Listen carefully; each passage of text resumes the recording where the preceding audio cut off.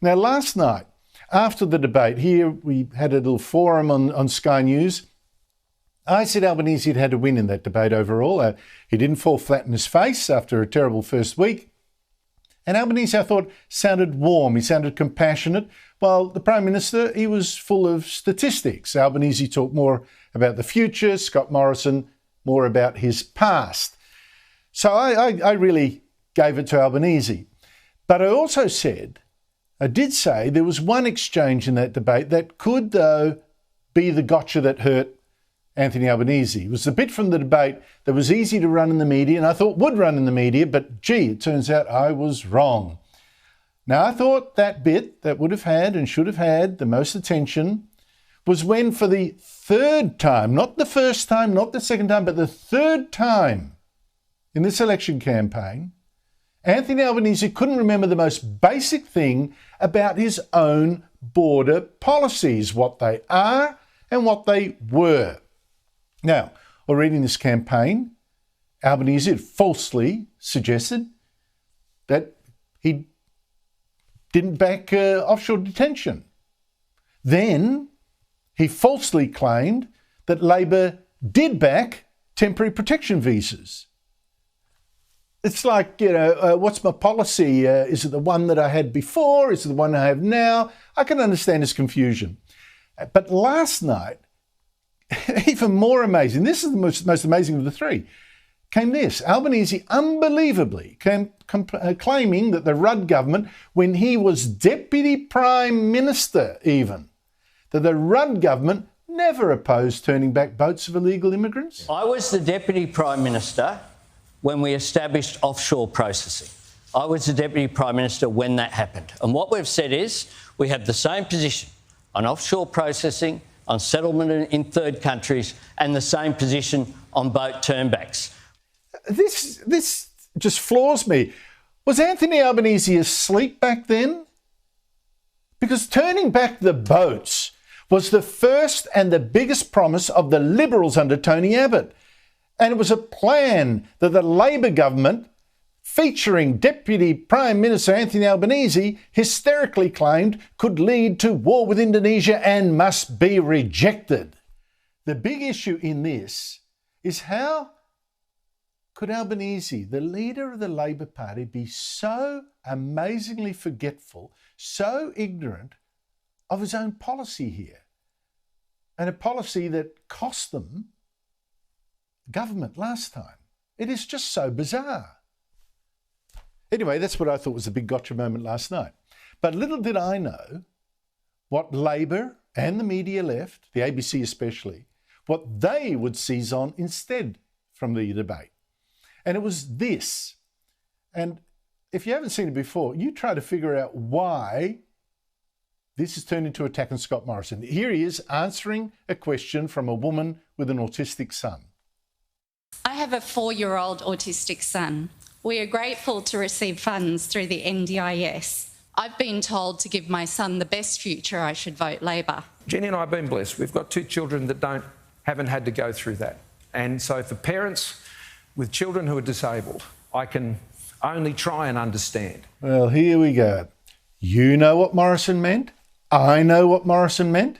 But we now have a toxic culture where people look to take offence and take that offence where clearly none was meant, and then use that offence as a political weapon. Joining me is General Jack Keane. He's a retired 4-star general. He's a former Vice Chief of Staff of the US Army, now Chairman of the Institute for the Study of War. Germany is the giant economy of Europe. Are you amazed that this country, unlike a number of others, has refused to send Ukraine heavy weapons? It says, well, we don't have enough for ourselves. Do you buy their excuses? Well, it's a terrible excuse, particularly in the face of what Zelensky is facing in his military and his very desperate appeals, and also building on the success that he's achieved and the opportunity that's in front of him to actually deny the Russia this territory and to push them out. Look, Scholz, the Chancellor of Germany, did a good thing. He doubled his defense budget, and that was a good thing. And he's passed some equipment to the to the Ukrainians, but not to give them the tanks that they want and the long-range artillery that they want, and just shut that down makes no sense. Look at Germany has been very passive all through the Cold War, and coming out after the collapse of the Soviet Union, certainly they have let their military deteriorate. They have a very weak military, and it's going to take some time to get it back. The fact that they want to get that back is a very good thing, but I also appreciate you pointing the finger at what has taken place here, and it's pretty unsatisfactory, and they're not coming forward to help the Ukrainians here. Prince Harry and his bride, Meghan Markle, they said they were not going to come back to Britain because they weren't getting taxpayer-funded security. They're actually suing over that. It was too unsafe. And yet they went to Holland for the Invictus Games. Turns out it's not too unsafe after all. They've gone and had an audience with the Queen, but not before she said, well, you first got to meet your father before you come and see me, reportedly. Now, I'm just surprised that after the way that he's, dissed them in public and imply that one of them was, or said one of them was basically racist, and is writing another book about them, another book about the royal family, that they even saw him. Why would they have bothered? Well, that's a good question. I think it shows that the Queen, when it comes to decorum and knowing how to conduct yourself in public and private, the Queen, of course, runs rings around these people. And I think one of the reasons the Queen would have met them is precisely because she doesn't want more of that kind of ridiculous scandal that these two are always whipping up. Pay no respect to elders, past and present. And what we want is to recognise First Nations people in our Constitution. Australians have been magnificent over the last couple of years. And what we want is a government that backs the arts sector. So ladies and gentlemen, welcome Jimmy Barnes.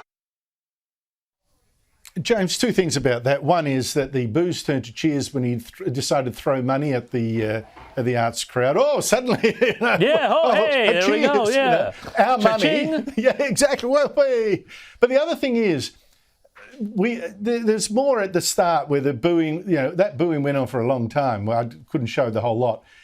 What Labor campaign officials thought that this stunt would be a vote winner? To me, that casts the whole thing is the problem not just with Albanese, it's with his staff. Well, and it's with his staff, and it's with this whole attitude that I think that they've had going into this, that this was going to be a coronation, not a contest. And so they would have booked this ages ago, I think, and said, oh, well, this will be great. He'll go to Blues Fest. He's hip. He likes to DJ. He's down with the kids.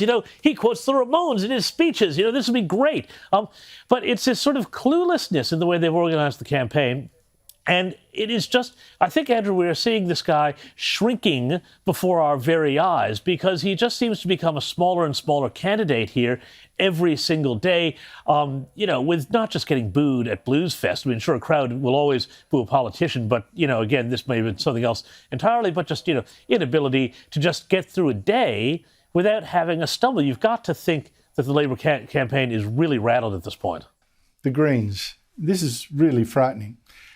Sometimes it really does seem to me that half the country has gone stark staring mad and lost any idea that what you're being given by a government actually has to be paid for. By you, by someone else, maybe your children, whatever. A perfect example this morning from one of the so-called Green Independents. This time, Monique Ryan, the former Labor member who polls actually say could beat Treasurer Josh Frydenberg in his Melbourne seat of Kooyong. Ryan today was demanding we cut our emissions by 60% by 2030 without a thought of how to pay for it. What about 60%? While you're starting on that, what would that cost to the economy? Which jobs would it see maybe go in some sectors? Is there any work you can point to on that? Oh, look, I don't think this is something that's going to cost the economy at all. I don't agree with that at all. In fact, what we're going to do is we're going to reap the benefits of a transition to increased use of renewables in our economy. We're going to have the world's cheapest power that we will obtain from wind and solar. It's not going to cost us. Not going to cost us. You'd have to be absolutely mad to believe that. If it wasn't going to cost us, why isn't the whole world already on 100% renewables? Just go wind and solar, no cost. Really? When the CSIRO, our top scientific research body, says going totally wind and solar is going to cost us $500 billion. $500 billion. That's like the entire government budget for everything in a year. Now the Greens, if the latest polls are right, they could end up holding the next government to ransom. They could hold the balance of power not just in the Senate, but in the lower house as well. Now, about 10% of Australians actually support them. Uni students, public servants, ABC journalists, teachers, supposedly educated people. What does that say about us? Because that is incredible when you see what the Greens actually stand for. It is one big giveaway. Free stuff. Fixing the housing affordability crisis, wiping student debt, and also pushing for free childcare. Now, right there, that's only a little bit of their policy platform. We're looking just there at massive spending. That dental promise alone, more than $7 billion a year. Wiping out student debt, $6 billion a year. Free childcare, $5 billion a year. Add up the Greens' other promises, more money for foreign aid, plus another $1 billion a year sent overseas just for so-called climate reparations. On it goes. Tens and tens of billions of dollars every year for extra spending. So, who is paying for all this? Okay, let's just go to the first one, which is the dental care. And of course, I think many Australians would agree that's something that should be in Medicare, but it's got a big price tag on it, doesn't it? $77 billion over a decade, $7 billion a year. How would you pay for that? Well, by making those billionaires and big corporations pay their fair share of tax. Look, at the moment, 1 in 3 big corporations in this country pays no tax at all. Now, steady there, soldier. So 1 in 3 big corporations aren't paying tax. Now, why would that be? Well, says the tax office, it's because they didn't make a profit or are carrying over a loss. It's not a loophole. It's not a scam. As the tax office says, just because an entity doesn't pay tax doesn't necessarily mean that there's tax avoidance or similar activity going on. We actually go and have looked into whether those losses are generated from commercial activities as opposed to tax avoidance arrangements. So the Greens' plan, then, is to take another $30 billion a year from companies that already are not making a profit. So how many of those companies would then go under? How many workers would lose their jobs? Annalise, the world's richest man, Tesla boss Elon Musk, is offering to buy Twitter for $56 billion, suggesting it's been censoring too many tweets. It's banned Donald Trump, for instance. Here is Musk last week. A good sign as to whether there is free speech is someone you don't like allowed to say something you don't like. My strong intuitive sense is that having a public platform that is maximally trusted and broadly inclusive is extremely important to the future of civilization. But you've described yourself. I don't care about the economics at all. Now, Annalise, commentators of the left have been horrified by Musk's talk of more free speech and all that, and Twitter's board is now trying to stop the takeover. It thinks it's a hostile one. Why this amazing reaction to a guy that just says, let's have more talk? Well, because there's a lot of money at stake and people could lose a lot of money, but this is also going to be really critical in the years ahead about freedom of speech. And there has been this strong sense in the US that it's more conservative voices that are silenced on Twitter as compared to the more progressive voices. But also, I mean, just look at the fact that Donald Trump was taken off Twitter. I still maintain that that's going to be one of the biggest mistakes of the critics of Donald Trump. If they wanted to put him to bed, they should have let people continue to hear what he has to say. He's now being martyred, he's now been sidelined, and there's any chance he's going to come back, not least because of the fact that people aren't hearing what he has to say each day. There's more fond memories when I'm out and about and you hear from people who are dealing with a lot of the issues that they're facing in their cost of living at the moment. Inflation is really hitting people hard, and they start to remember, well, things were a lot better when Donald Trump was in power. And they forget, as many of even his supporters at the time would say, how prolific he was on Twitter and how that contributed to so much of the chaos. And so this is going to be a huge factor in the midterms, the coming election, because this is coming down to this critical issue of freedom of speech. We have a major platform that doesn't want to be treated like a utility when it does operate like one. And the hope is that Elon Musk might come in and change all of that. But people like that don't make a lot of money by going in and doing charity. There's going to be something in it for him as well. And so this is going to be the question, how much power do we put with a single person if we do allow this hostile takeover to happen? Joining me is the country's top foreign affairs writer, Greg Sheridan, the Australian newspaper. Greg, thanks for your time. The Russian army in Ukraine now has reorganised. It's got only one leader in charge. It hasn't got several. It's more united. It's now one big front, not several around the country that could get picked off. What do you now expect to happen? Well, Andrew, you're absolutely right. The Russians were failed and humiliated in their initial war aims. They thought they could take Kiev quickly. They couldn't. Many of the areas that they did take separately, they were chased out of by Ukrainian soldiers. Their logistics were hopeless. The Ukrainians were much more agile, much more motivated, much more tactically clever. What the Russians have is mass and an absolute lack of scruple in murdering and killing innocent civilians. And these will be more advantageous qualities for them now in the eastern region of Ukraine because it borders Russia, so the logistic challenge for the Russian troops is much less. It involves areas where pro-Russian proxies have been fighting in parts of Donbass for several years, so they're more accustomed to the local conditions and battle and so on. And it's a less crowded area, so their tanks won't be so susceptible to short-range shoulder-fired missiles that Ukrainian soldiers have. Having said all that, the Ukrainians have proven themselves equal to every tactical disadvantage and challenge the Russians have put to them so far. Now is a time more than ever where the West should be supplying the Ukrainians with every single weapon they need, especially longer-range anti-tank missiles. Stacey, the Morrison government, it's been so scared. I mean, I reckon it's been too scared, basically, of fighting back in the culture wars. For all the years it's been, about 4 years or something, except right now, like right in the election campaign, the Prime Minister's suddenly defending one Liberal candidate, Catherine Deves, who has fought against trans women and girls competing in sport against people who are born female. She says it's not fair. Now, Deves has expressed herself crudely at times, and a lot of other Liberals are running a mile from her. But isn't there a contrast here between what's happened with this government and in Florida, Governor Ron DeSantis, who could be the next Republican president, he's fought such culture wars, and much more aggressively, and he's won.